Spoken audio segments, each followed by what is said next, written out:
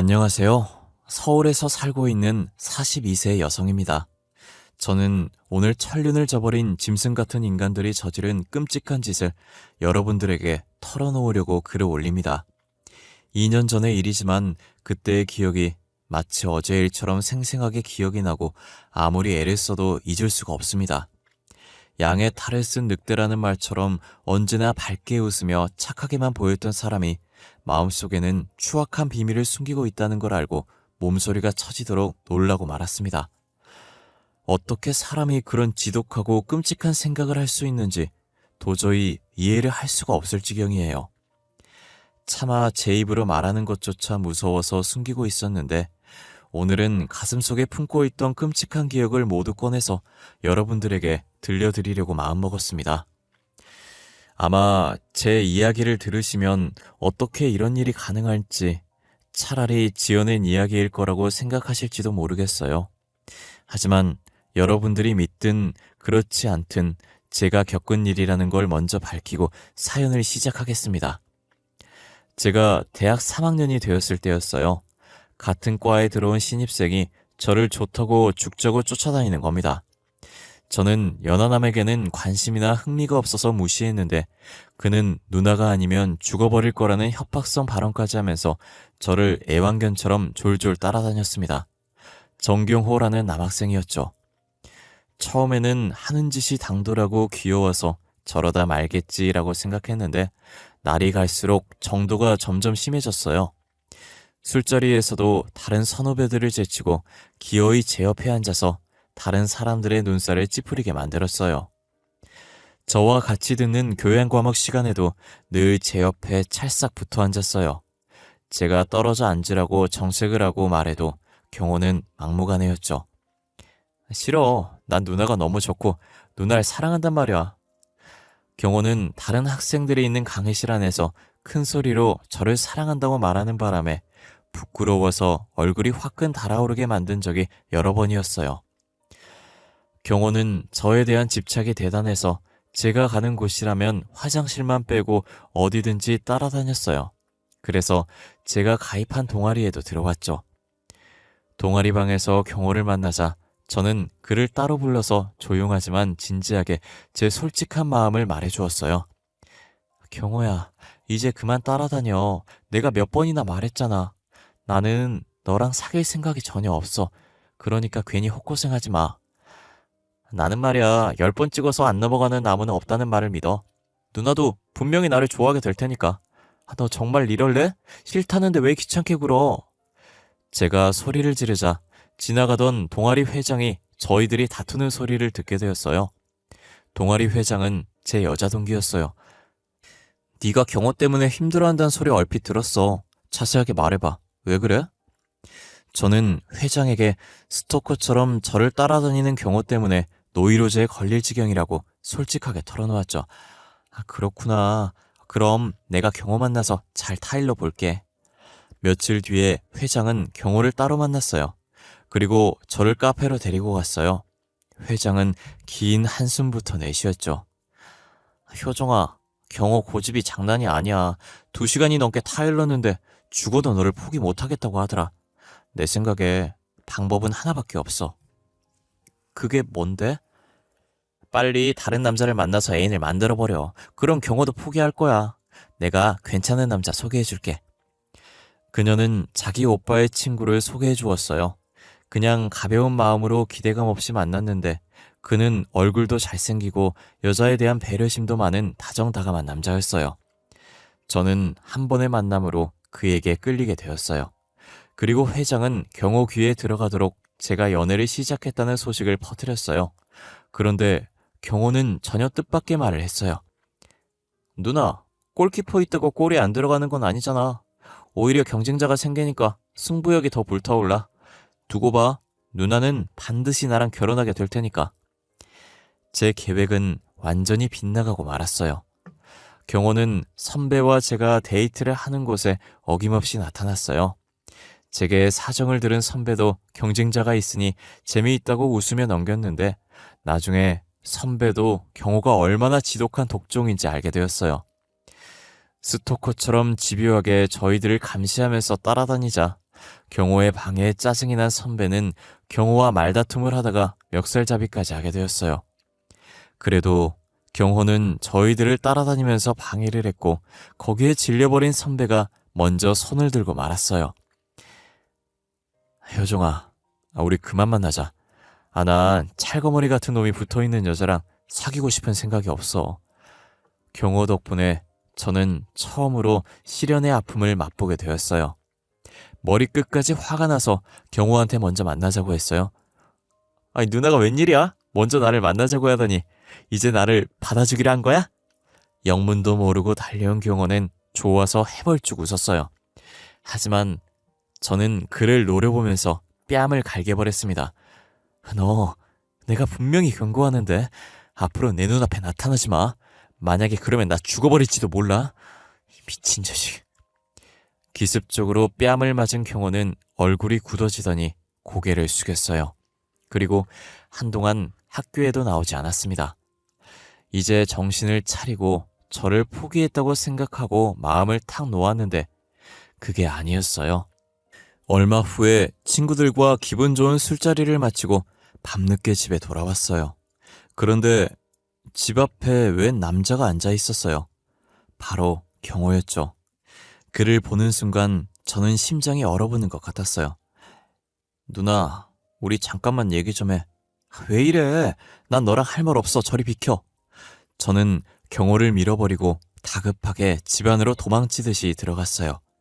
그때부터 매일같이 집 앞에 진을 치고 저를 기다리는 경호 때문에 저는 집에 들어가지도 못하고 친구 집을 전전하기도 했어요.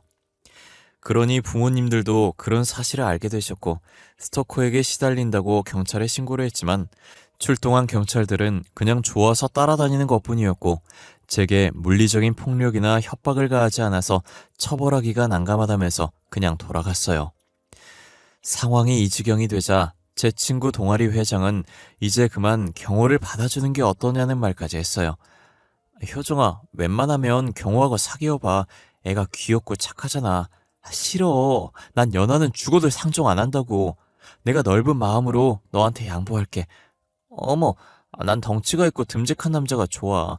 경호처럼 삐쩍 골아먹은 남자는 딱 질색이야. 사실 경호는 외모가 여자들에게 호감형은 아니었어요. 그날도 경호는 집 앞에서 저를 기다리고 있었어요. 경호야, 너 정말 이럴래? 내일도 찾아오면 학교 그만두고 아무도 모르는 곳으로 이사가 버릴 거야. 나는 너랑 사귈 생각 없다니까? 누나, 나는 누나가 아니면 세상 어떤 여자도 싫어. 누나 정말 사랑해. 한 달만 나랑 사귀자. 그래도 싫으면 더 이상 귀찮게 안 할게. 제발 부탁이야. 그때 건장한 남자가 나타나서 경호의 멱살을 움켜쥐었어요. 이 자식이 어디서 겁도 없이 여자를 희롱하고 있어. 너 오늘 뜨거운 맛 좀 봐. 왜 이러세요? 제 사촌 오빠였어요. 중학교 때부터 유도 선수 생활을 하다가 지금은 실업 유도팀의 코치로 활동하고 있었죠.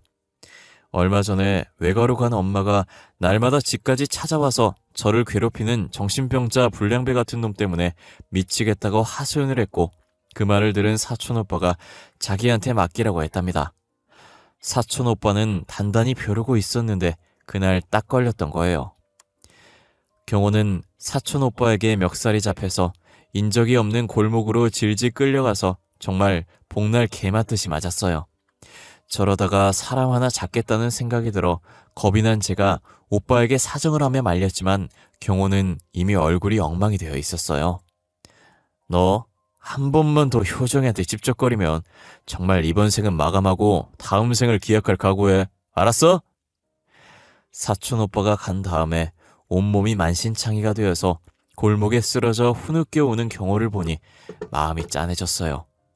저는 경호를 부축해서 일으켰고 근처 공원으로 가서 벤치에 나란히 앉았습니다. 너 내가 그렇게 좋아?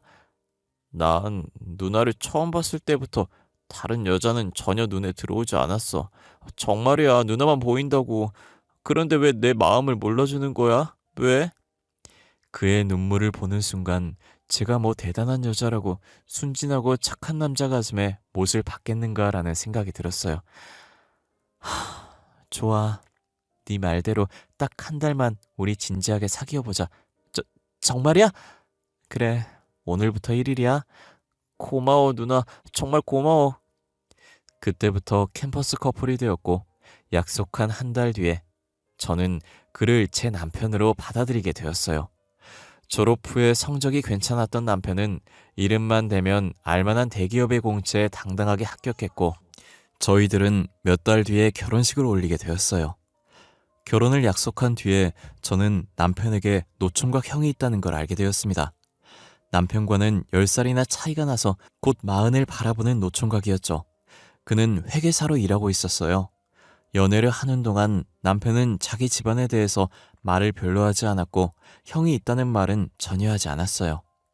거기에는 이유가 있었습니다. 남편은 어린 시절부터 형에게 묘한 열등감을 가지고 있었다고 합니다. 형은 뭐든지 나보다 잘했어. 그래서 늘 비교당했는데 난 그게 싫었어. 키도 작고 약골인 남편과는 정반대로 키도 제법 컸고 수년간 헬스클럽을 다니면서 몸 관리를 해서 탄탄한 근육질에 균형 잡힌 체격이었어요. 게다가 회계사라는 1등 직업까지 갖추고 있었으니 어디에 내놔도 여자들이 군침을 흘리면서 줄을 설 정도로 남편감으로는 최고로 꼽을 조건을 두루 갖춘 남자였어요. 그런데 아직 변변한 연애 한 번 하지 못하고 미혼으로 남아있다는 게 이해가 되지 않았죠. 한 번은 제가 조심스럽게 결혼을 못한 이유를 물어보았는데 그는 못한 게 아니라 안 하고 있는 거라고 했어요. 여자에 별로 흥미도 없고 회계사 일에 너무 바빠서 연애를 하는 걸로 시간을 낭비하고 싶진 않아요. 아주버님은 정말 일에만 파묻혀서 사는 성실한 남자였어요. 남편에게 들으니 아주버님은 학창시절부터 유별난 데가 있었다고 했습니다. 나도 공부를 싫어하는 편은 아니었는데 형은 정말 집착에 가까울 정도로 공부에 빠져 있었어. 어떤 때는 뭐에 홀린 사람처럼 집중해서 책을 본다니까. 미친 책벌레라는 별명에 걸맞게 공부하는 것 외에는 다른 곳에 눈을 돌리지 않았다고 해요. 시어머니는 아주버님이 전교에서도 1, 2등을 다툴 정도였으니 명문대학의 법대를 보내서 판검사를 만들 생각을 하셨지만 아주버님은 회계사로 진로를 정해버렸다고 했어요. 경민아, 회계사도 좋지만 네 실력이면 충분히 판검사가 가능하잖아? 그러니 다시 한번 생각해봐. 엄마, 판검사는 따분하고 지루해서 내 적성에 안 맞아. 앞으로 어떤 직업을 택할지는 나한테 맡겨줬으면 해. 그래, 알았다. 네 뜻대로 해라. 시어머니는 내심 아쉬웠지만 워낙 야무지고 총명한 큰아들이라 두말하지 않았다고 해요. 아주버님은 대학을 졸업하기도 전에 회계사 자격증을 땄고 졸업하자마자 선배의 사무실에서 일하다가 몇 년 전에 독립했다고 하네요. 들리는 말로 그 바닥에서는 최고의 실력을 인정받아서 큰 기업들을 고정 고객으로 확보하고 있다고 했어요. 저는 아직 미혼인 아주버님이 부담스러워서 행동이 조심스러웠는데 아주버님은 제게 아주 살갑게 대해주었어요. 항상 깍듯하게 존댓말을 하면서 예의와 품격이 있게 저를 대해주셨죠. 시댁 식구들은 시어머니를 포함해서 누구 하나 아주버님에게 왜 아직 결혼을 하지 않냐고 재촉하는 사람이 없었어요. 집신도 짝이 있다는데 좀 늦으면 어떠냐. 때가 되면 좋은 배필을 만나서 가정을 꾸리게 되겠지. 시어머니는 전혀 조바심을 내지 않고 느긋하셨어요. 그리고 제가 아들을 낳자 손자 재롱에 푹 빠져서 아주버님의 혼사는 시댁의 관심사에서 멀어져 갔어요. 그렇게 1년이 더 지나서 아주버님이 미혼을 넘긴 다음에 시어머니의 말처럼 아주버님에게 여자가 생겼습니다. 큰 의류 매장을 운영하고 있는 여성이었는데 세금 문제로 아주버님을 찾아와서 상담을 하고 결산과 회계 처리를 봐주느라 자주 만나면서 정이 들었다고 했어요. 둘은 6개월의 연애 끝에 결혼을 약속하게 되었고 예비 동서가 시댁을 찾아왔어요. 동서는 저보다 3살 연상이었어요. 처음에는 어색해서 서로 존댓말을 했는데 결혼과 혼수 준비를 하면서 자주 만나게 되었습니다. 예단을 보러 시어머니와 함께 여러 군데 발품을 팔다가 잠깐 쉬려고 카페에 들렀을 때 동서는 저한테 이제 편하게 지내자고 말했어요. 앞으로 형님이라고 부르지 말고 언니라고 불러. 나도 이제부터 말 놓을게. 시어머니도 웃으면서 고개를 끄덕이셨어요. 그래, 이제 한 식구인데 언니 동생 하면서 친자매처럼 지내거라. 그래서 제게 새로운 언니가 생기게 되었죠. 서로 친해지면서 동서가 어떻게 자랐는지 듣게 되었어요. 동서는 어렸을 때 친엄마가 일찍 세상을 떠났고 할아버지 밑에서 학창 시절을 보내면서 자라게 되었다고 해요. 동서 아버지는 몇 번이나 재혼을 할 기회가 있었지만 딸 하나만 바라보면서 혼자 살았다고 합니다. 그런데 몇 년 전에 낯선 여자를 집으로 데리고 온 아버지가 재혼을 하겠다고 했답니다. 아이, 소중아, 네 엄마가 될 뿐이다. 인사드려라. 동서는 처음부터 새엄마가 마음에 들지 않았다고 해요. 소정아, 앞으로는 나를 친엄마처럼 생각하고 지내자. 됐어요. 당신이 우리 아버지가 가진 돈 보고 재혼 결심한 거 다 알아요. 뭐? 당신? 너도 성인이라서 어른 대접을 해주려고 했는데 어디서 배워먹은 버릇이야? 동서의 아버지는 적지 않은 재산을 가지고 있었고 새엄마는 그 돈을 노리고 있는 게 분명하다고 했어요. 내가 그 여자 뒷조사를 해보니까 확실했어. 전 남편하고 이혼한 것도 돈 문제 때문이었거든. 새엄마는 전 남편이 가진 재산을 몰래 처분하려다가 들켜서 이혼을 당한 전력이 있었다고 해요. 동서는 아버지에게 조심하라고 말했지만 아버지는 그 말을 귀담아 듣지 않았다고 합니다. 동서의 아버지가 워낙 새엄마에게 빠져 있으니 동서도 재혼을 반대할 수만 없었어요. 그런데 재혼 후에 씀씀이가 해픈 새엄마와 동서는 사사건건 의견 충돌을 일으켰다고 합니다.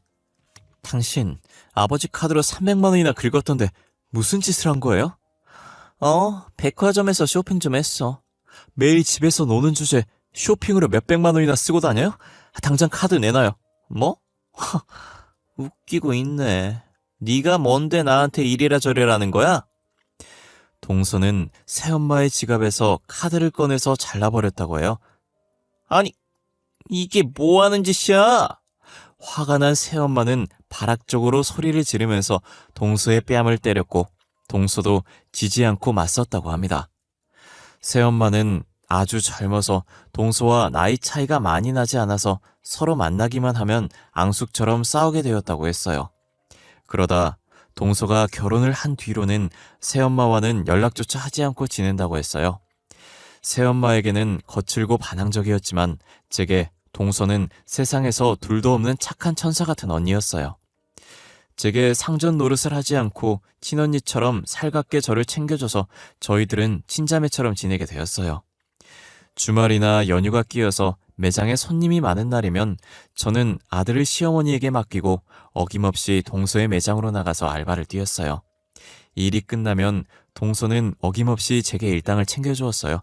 어머 언니, 돈 받으려고 일한 거 아니야.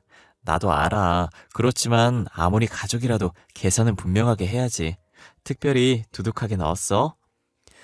동서는 언제나 저를 여동생처럼 먼저 챙겨주었어요. 명절이 되어서 친척들이 모일 때면 동서는 항상 저보다 먼저 시댁에 와서 모든 준비를 해두곤 했어요. 언니도 참, 내가 한 발 늦었네. 왜 힘들게 혼자 일을 다 해요. 내가 근처에 살잖아. 가까운 사람이 먼저 와서 준비해야지. 동서는 무엇 하나 손아래인 제게 일을 떠넘기거나 부리려고 하는 법이 없었습니다. 늘 힘든 일은 자기가 도맡아서 했죠. 외동딸인 저는 형제 없이 외롭게 자라서 언니 같은 동서에게 더 정이 많이 갔어요. 저는 동서에게 모든 걸 의지하면서 친언니처럼 기대게 되었어요. 얼마 후에 동서의 아버지가 갑자기 세상을 떠나고 말았어요. 2년 전에 대장암 판정을 받고 수술을 받았지만 다시 재발해서 다른 장기로 전이가 일어났다고 했어요. 항암 치료를 계속했지만 나아지지 않다가 결국 세상을 떠나신 거죠. 저는 갑자기 큰일을 당한 동서의 슬픔을 위로해주면서 장례에 관한 모든 준비를 도왔어요. 그리고 장례식장에서 동서의 새엄마와 첫 대면을 하게 되었습니다. 여러 차례 성형의 흔적이 보이는 얼굴과 짙은 화장, 그리고 뱀처럼 매섭고 얼음처럼 싸늘한 느낌이 드는 눈매에서 저는 그녀가 예사로운 여자가 아니란 느낌을 받았어요. 제 눈에도 동서가 말한 대로 돈이라면 환장을 하고 달려들 여자로 보였으니까요. 장례를 마치고 동서는 제가 도와준 덕분에 무사히 장례를 마칠 수 있었다고 고마워했어요. 효정아, 고마워. 네 덕분에 아버지를 무사히 보내드릴 수 있었어. 아니에요. 언니가 제게 해준 거에 비하면 아무것도 아니죠. 이제 마음을 다잡고 웃으며 살아요. 그래, 이제 나한테는 너밖에 없어. 동서는 밝게 웃으면서 제 손을 꼭 잡았습니다. 그런데 보름이 지난 어느 날 동서가 흔적도 없이 사라져 버렸어요. 아주버님은 매장을 마치고 집으로 오는 중이라는 전화를 마지막으로 연락이 끊어졌다고 했어요. 아주버님은 동서의 지인들에게 연락을 해봤지만 아는 사람은 아무도 없었어요. 경찰에 실종 신고를 하고 저와 시댁 식구들이 총동원되어서 며칠 동안 백방으로 수소문했지만 동서의 행적은 묘연했습니다. 여보, 아직도 형수님 소식은 없어? 없어. 경찰에서도 최선을 다해서 찾는 중이라고만 해. 어떡해. 내일 내가 초등학교부터 대학까지 인맥이 닿는 동창들을 통해서 형수님 행방을 찾아볼게. 벌써 열흘이 지났어. 나는 걱정이 돼서 잠도 못 자겠어. 이대로 손 놓고 있다가는 내가 미쳐버릴 것 같아. 그럼 어떻게 하려고 그래? 내일부터 길거리에 나가서 전단지라도 돌려야겠어. 남편은 그러지 말고 며칠만 더 기다려보자고 했지만 저는 한시가 급하다는 생각을 하고 사람을 찾는다는 전단지를 만들어서 무작정 거리로 나가서 뿌리기 시작했습니다. 거의 일주일 동안 좋게 몇만 장의 전단지를 돌렸지만 제보를 해오는 사람은 한 명도 없었어요. 시간이 지나면서 아주버님은 거의 폐인 상태가 되었어요. 사무실에 출근을 하지 못하는 건 물론이고 집에 틀어박혀서 밥도 먹지 않고 술만 마셨어요. 그냥 두면 아주버님에게도 무슨 일이 날 것 같아서 저는 매일같이 동서의 집에 들려서 아주버님의 끼니를 챙기고 청소며 집안을 했어요. 아주버님이라도 기운을 차려야죠. 이렇게 넋놓고 술만 마시면 어떡해요. 정말 폐인 되겠네요. 나도 이러면 안 된다고 생각하지만 자꾸 이상한 생각이 들어서 맨정신으로는 도저히 견디지를 못하겠어요. 그 마음 알아요. 하늘이 무너져도 희망을 버리면 안 되는 거예요. 자, 어서 식사하고 정신 차리세요. 재수씨, 정말 고마워요. 아주버님은 제가 끈질기게 권하자 겨우 수저를 들었어요. 제가 매일같이 찾아가서 식사를 챙기며 수발을 들자 아주버님은 술을 끊고 마음을 단단히 먹겠다고 약속했어요. 재수씨, 이제 모질게 마음 먹었어요. 술 끊고 사무실에도 다시 출근할 테니까 이제 걱정하지 말고 오지 마세요. 아니에요. 전 괜찮으니까 부담 가지지 마세요. 하지만 아주버님은 한사코 집에 오지 말라고 했어요. 그래서 일주일 정도 들리지 않았어요. 그러다 아주버님이 걱정이 되어서 집에 갔어요. 그날 저는 아주버님의 집에서 너무나 충격적이고 경악스러운 장면을 목격하고 말았습니다. 현관 비밀번호를 알고 있어서 문을 열고 들어가니 안방에서 아주버님과 여자의 목소리가 들렸어요. 저는 손님이 왔다고 생각하고 그냥 돌아서 나가려는데 밖으로 들리는 여자의 말을 듣고 소름이 쫙 끼치면서 얼어붙고 말았어요. 자기야, 그 여자가 또 찾아오는 거 아니야? 아니야, 내가 일주일 전에 앞으로 오지 말라고 확실하게 말아뒀으니까 걱정 안 해도 돼. 그동안 연기하느라고 나도 힘들었어. 조금만 더 참아. 이제 준비가 거의 다 됐어. 그 여자가 서류에 사인만 하면 20억이란 돈이 생기는 거야. 언제 작전 개시할 거야? 이틀 뒤에 펜션으로 가서 그 여자 족치자. 순순히 말을 안 들으면 적당히 손을 봐줘야지. 좋아. 돈을 챙기고 나면 우리 미국으로 튀자. 곧 빚쟁이들이 들이닥치면 경호랑 엄마도 10억이 넘는 빚을 지고 있다는 걸 알게 될 테니까. 미국? 너무 좋아. 두 번째 인생을 시작하기에 딱 좋은 곳이야. 사랑해, 자기야. 동서 새엄마의 목소리였어요. 저는 입술이 파르르 떨렸고 심장이 터질 듯이 요동치고 다리가 후들거렸지만 억지로 집을 빠져나왔습니다. 어떻게 이런 일이 있을 수 있는지 제 귀로 들었지만 믿을 수가 없었어요. 아주버님과 동서의 새엄마는 제가 모르는 곳에서 동서를 가둬놓고 있는 듯 했어요. 아마 돈 때문이겠죠. 그리고 더 충격적인 사실은 유능하고 잘 나가는 회계사로 생각했던 아주버님에게 10억이라는 거액의 빚이 있던 겁니다. 아주버님은 우연히 카지노에 들렀다가 그만 도박에 중독되어 버렸던 거예요. 그 사실을 시댁 식구들은 까맣게 모르고 있었어요. 그날 밤 한숨도 자지 못하고 어떻게 해야 할지 고민을 했어요. 일주일 뒤면 그들은 동서를 감금한 곳으로 가서 그녀에게 무슨 험한 짓을 저지를지 모르는 일이었어요. 하지만 남편이나 시어머니에게 말할 순 없었습니다. 이런 엄청난 사실을 들으면 아마 시어머니는 그 자리에서 혼절해 버리실 테니까요. 남편에게 털어놓고 도움을 받을까 생각도 했는데 자칫 아주버님이 눈치채고 일을 그르칠 수 있어서 제가 직접 해결하기로 마음먹었습니다. 시간이 없으니 서둘려야 했어요. 다음날 경찰서로 달려가서 제가 녹음한 파일을 증거로 들이밀었어요. 이틀 뒤 그들은 같이 차를 타고 출발했는데 목적지는 강원도였어요. 저는 형사와 같이 동행하면서 은밀히 그들을 따라갔죠. 펜션에 도착한 형사들은 그 인간들을 덮쳤고 펜션 지하실에 처참한 몰골로 쓰러져 있던 동서를 찾아냈어요. 언니, 이게 무슨 일이에요? 언니 정신 차려요.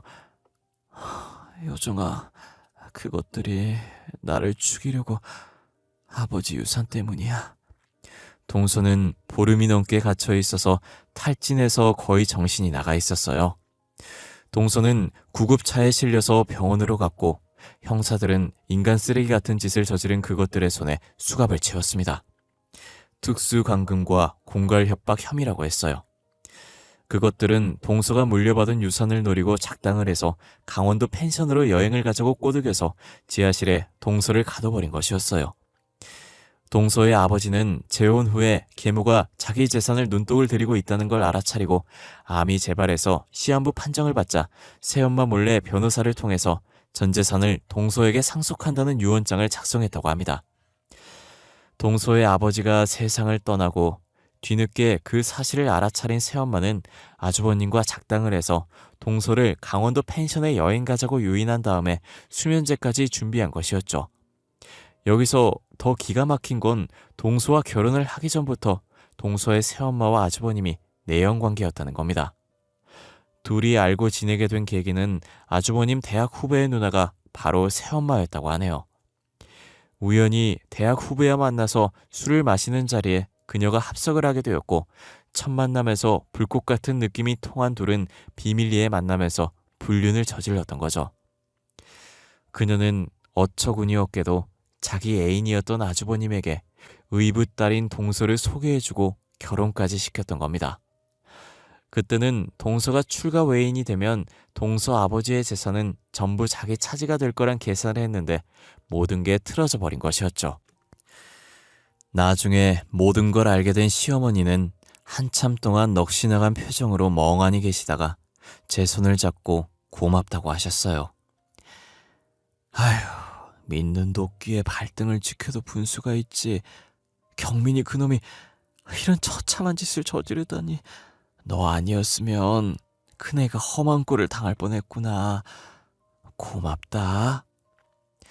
동서는 병원에서 건강을 완전히 회복하고 퇴원을 한 다음에 매장을 저와 같이 운영하고 있어요. 일하던 매니저가 그만두자 동서는 제게 옆에 있어달라고 간청을 했어요. 효정아, 너밖에 믿을 사람이 없어서 그래. 혼자 있으면 불안하고 무서워서 그래. 알았어, 언니. 내가 항상 지켜줄게. 저는 오늘도 언니의 곁에서 든든한 동료이자 동생이 되어서 그녀가 당한 정신적인 충격과 고통을 달래주면서 열심히 살고 있습니다. 어떤 이유로도 사람이라면 누구나 지켜야 하는 도리를 저버리는 순간 인간이 아니라 추악한 짐승이 되어버린다는 사실, 여러분들도 꼭 기억하시기 바랍니다. 끝까지 들어주셔서 감사하고 언제나 좋은 일만 여러분들과 함께하기를 바라면서 글을 마치겠습니다.